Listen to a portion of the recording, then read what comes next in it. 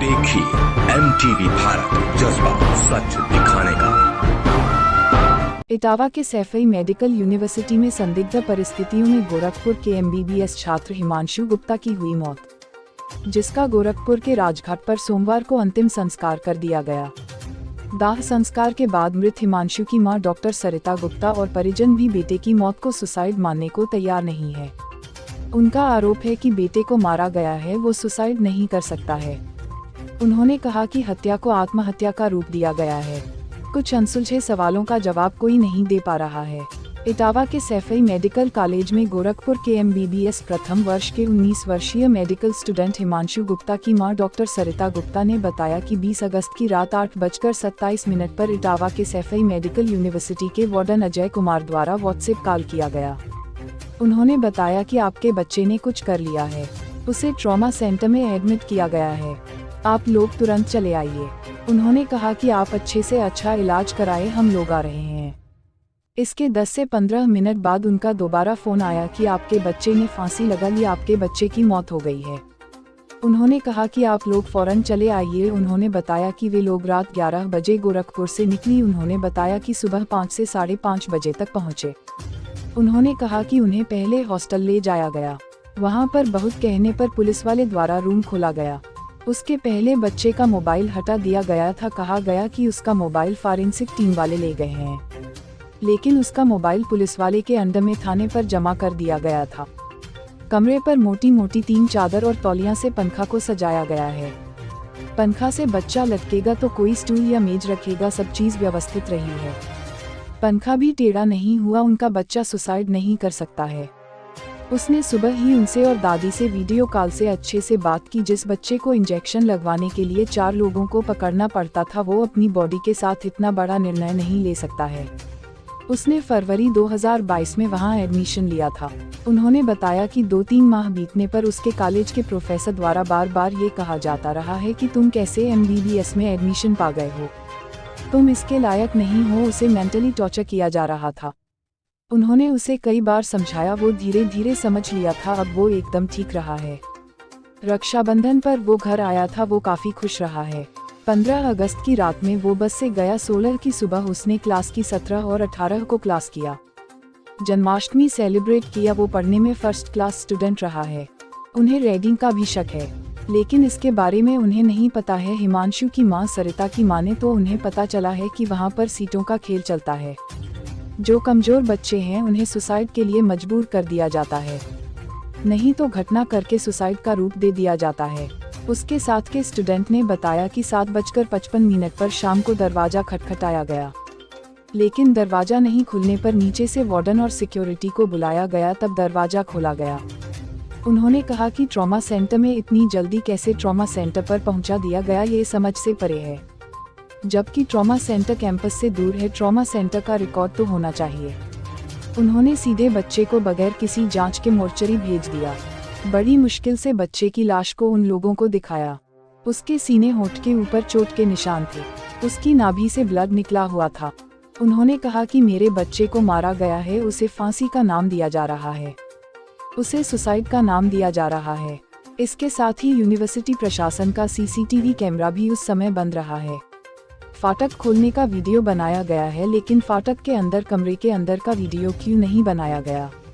उनका बच्चा कैसी अवस्था में था, इसकी एक फोटो होनी चाहिए थी। आपने बगैर फोटो वीडियो के उसकी लाश को कैसे उतार लिया?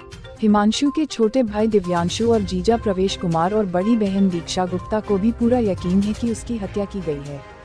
वो सुसाइड जैसे कदम नहीं उठा सकता। एकदम बहुत तेज थे पढ़ने में, कोई भी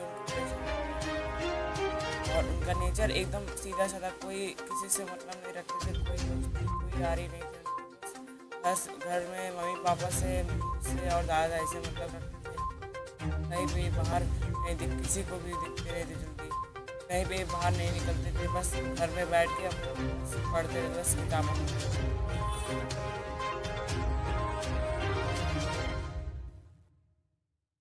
नहीं, ये तो कभी नहीं शेयर किया, मुझसे भी सारी बात शेयर करते, लेकिन मुझसे कभी नहीं शेयर किया कि वहाँ पे वो ये कर रहा है या वो कर रहा है, कभी नहीं बताया।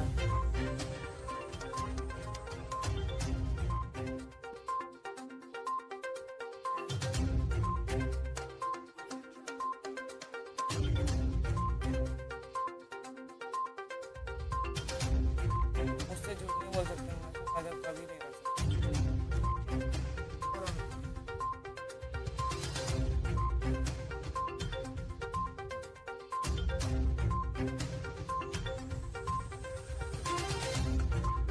मेरे भाई का भाई की तबीयत खराब है, भाई को हॉस्पिटल लेके गया है। फिर थोड़ी देर बाद 10 मिनट बाद फोन आ रहा है कि आपका भाई एक्सपायर हो गया। कौन हॉस्पिटल ले गया तो एक्सपायर हो गया। फिर हम लोग भागे बस पकड़े इटावा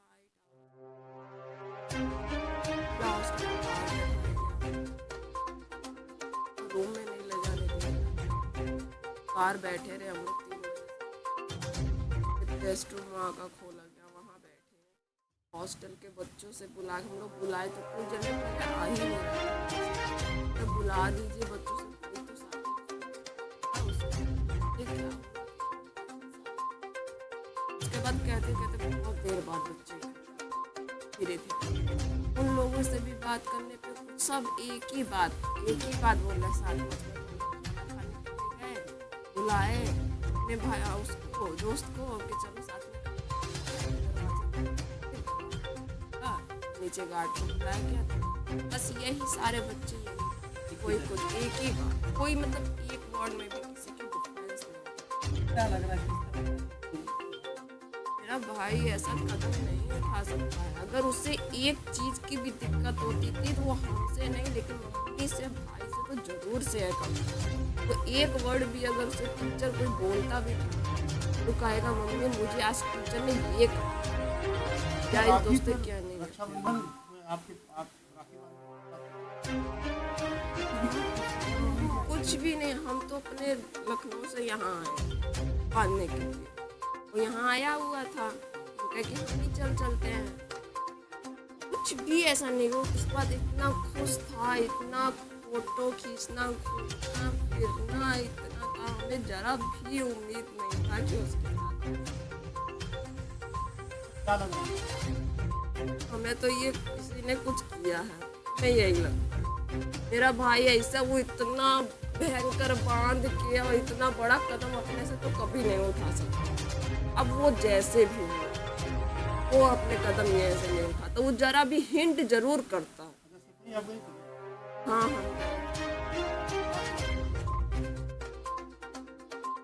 वही तो बता रहे हैं कि हॉस्टल में जब लोग पहुंचे तो बहुत देर बाद बच्चों को बुलाया गया। धीरे धीरे बच्चे उतर के आए, जल्दी कोई आ ही नहीं रहा। तो दोस्तों से कुछ बात सामने बात तो क्या कहता रहा कि सब वही एक ही बात है कि ऐसे बस इतने बजे हम लोग गए, बुलाने के लिए गए, खाना खाने के लिए, वो नहीं आया तो फिर अब गार्ड को बुलाया गया तो हमने दरवाज़ा खोला तो बस ठीक।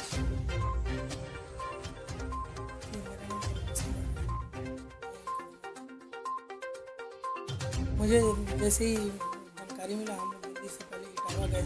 वहाँ पहुँचने के बाद इटावा में हम लोग सोचे कि पहले कुछ स्टूडेंट से बात कर इसकी मतलब असलियत मालूम किया जाए, लेकिन वहाँ पर किसी स्टूडेंट ने एक शब्द भी मतलब जैसे सारे स्टूडेंट रटी रटाई बातें कर रहे थे कि हम लोग ने 8 बजे जब उसका लंच के लिए दरवाज़ा नहीं खुला तो हम लोग ने दरवाज़ा खटखटाया, उसके बाद नहीं खुला तो फिर हम लोग ने गेट खोला तो देखा कि मतलब ऐसी बात घटना है।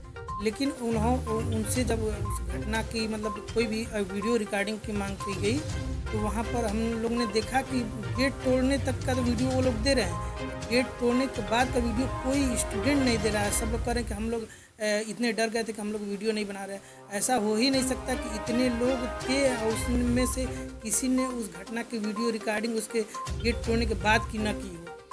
क्या लग रहा है? इसे हम लोग संशय हो रहा है क्योंकि जो गेट तोड़ने वाला भी वीडियो है काफ़ी देर मांगने के बाद उन्होंने वहाँ के वार्डन से डिस्कस किया, वहाँ के जो डॉक्टर थे उनसे डिस्कस किया, उसके बाद उन्होंने 2 वीडियो किसी तरह हम लोग को उपलब्ध कराया। उसके बाद का वीडियो कोई उपलब्ध नहीं करा। हम लोग चाह रहे कि उसके बाद का वीडियो उपलब्ध कराए, थोड़ा सा हम लोग को भी जो हम लोग को संदेह है उस संदेह से हम लोग हट मतलब दूर कर सके कि हाँ ऐसी घटना हुई।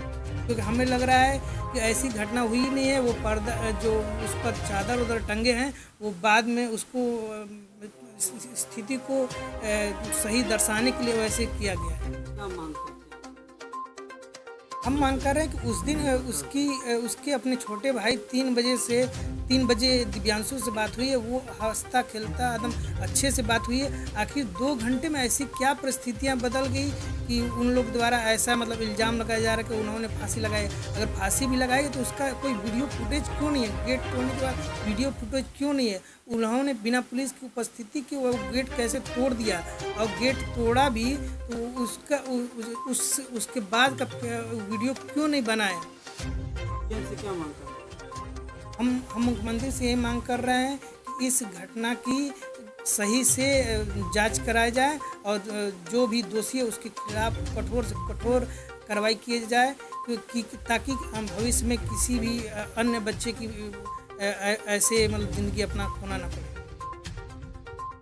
मेरा नाम परमेश है। रात को 8:27 पर कॉलेज के वार्डन डॉक्टर अजय कुमार द्वारा व्हाट्सएप कॉल किया गया कि आपके बच्चे ने कुछ कर लिया है, उसको ट्रामा सेंटर में एडमिट किया जा रहा है, उसकी हालत क्रिटिकल है, आप लोग तुरंत चले आइए।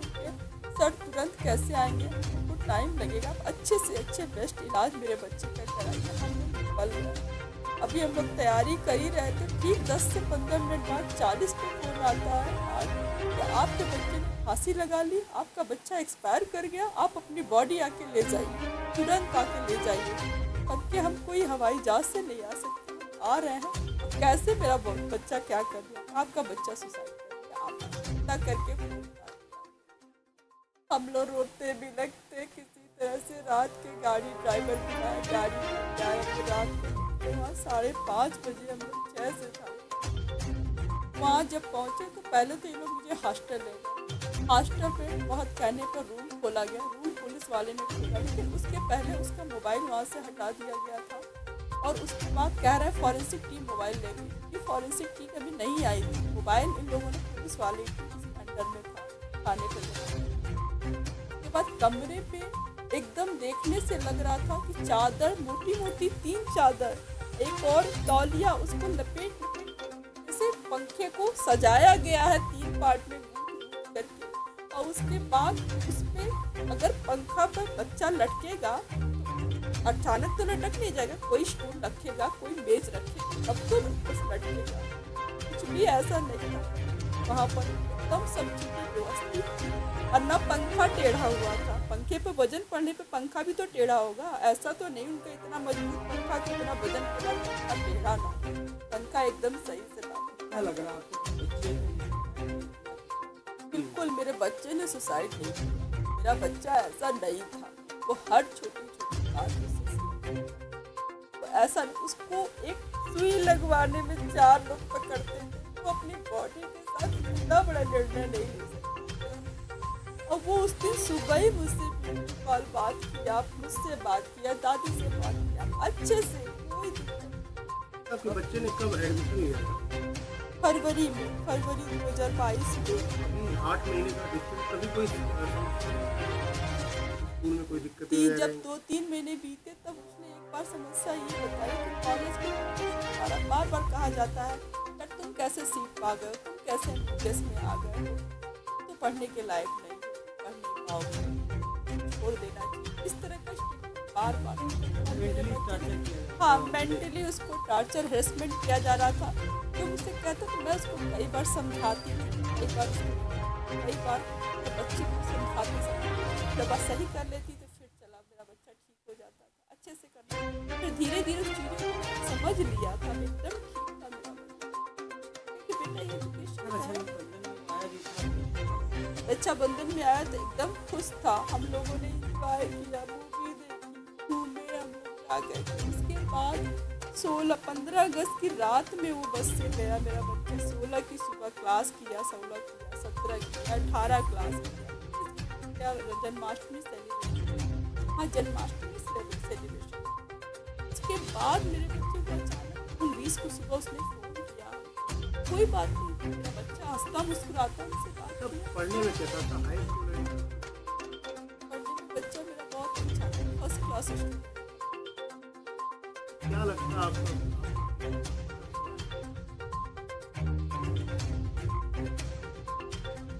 रैगिंग तो होती रही होगी, बच्चों को इतना डरा धमका दिया जाता था इससे रही होगी तो हम नहीं जानते, लेकिन सबसे ज़्यादा शासन की तरफ से और यहाँ हमें वहाँ पर ये भी बात पता चली, जब मेरे बच्चे के साथ घटना वहाँ द्वारा ये भी पता चली कि यहाँ सीट का खेल होता है। किसी क्लास में सबसे कमजोर सीधे साधे लोग टारगेट बनाते हैं, उसको धीरे धीरे करके करते हैं। अगर वो खुद से सुसाइड कर ले तो ठीक है, नहीं तो ये लोग सुसाइड के घटना का नाम देके उसके साथ तरीके से इससे कि वो एक पेड सीट को अटेम्प्ट कर सके। ये होता है। आपके बच्चे के साथ और भी बच्चे दोस्त रहे वो तब की बात की अगल बगल बच्चे सबने एक रटा रटाया स्टेट, चाहे वहाँ बच्चे 7:55 में खाने के लिए दरवाजा बच्चा दरवाजा, तब नीचे से सिक्योरिटी बुलाए, वार्डन बुलाए, तब दरवाजा। अगर 7:55 में आपने दरवाजा खटखटाया, 7:55 में खटखटाएंगे, 2 मिनट 5 मिनट दरवाजा, फ़ोन कॉल किया, 20 तारीख की बात, फ़ोन कॉल किया उसको लोगों ने, तब ये लोग दौड़ के तीसरे मंजिल से नीचे आते हैं, सिक्योरिटी को बुला के ऊपर जाते हैं, वार्डन को बुलाते हैं। ये सब प्रक्रिया में 40 मिनट से कम नहीं लगेगा, कम से कम। और उसके बाद आप मुझे फ़ोन कर देंगे ट्रामा सेंटर में भर्ती, कैसे उठा के अब इतनी जल्दी ट्रामा सेंटर पहुँचा? कैंपस में भी है तो दूसरे बच्चों आएंगे में कम न ले जाएंगे। और ट्रामा सेंटर का कोई रिकॉर्ड नहीं है, आपने ट्रामा सेंटर भर्ती किया, उसका पर्चा होना चाहिए, उसकी PhD होनी चाहिए, क्या उसका BP था, क्या पल्स था। आखिर मौत से पहले भी डिक्लेरेशन हॉस्पिटल ही करता है ना कि बच्चा मर गया है कि जिंदा है या क्या दिक्कत है। आपने डायरेक्ट मेरे बच्चे को पोर्चरी पहुंचा दिया, मेरा ट्रामा सेंटर कहाँ रिकॉर्ड है? आपने अपने बच्चे को देखा क्या? मैंने अपने बच्चे को जब देखा वहाँ पर, बड़ी मुश्किल से उन लोगों ने दिखाया, बहुत सबकी मदद की भाई सब लोगों ने, तब जाके मेरे बच्चे को दिखाया गया। उसने मेरे बच्चे के यहाँ घाव था, यहाँ घाव था, उसकी नाभि से ब्लड निकला हुआ था।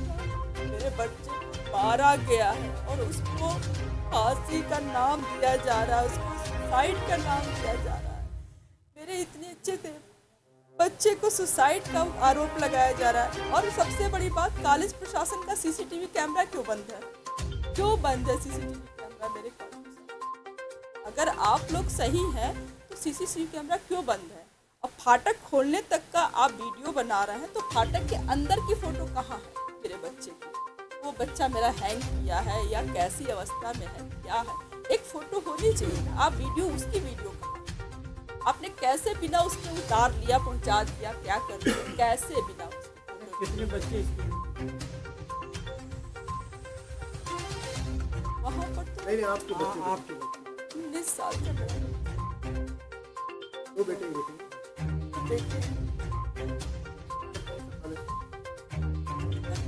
आयुर्विज्ञान संस्थान सैफई एंड मेडिकल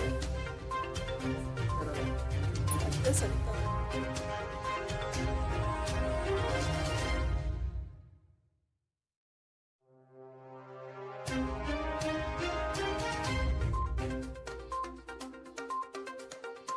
और इसी तरह की और वीडियोस देखने के लिए हमारे चैनल को लाइक करें, कमेंट करें, शेयर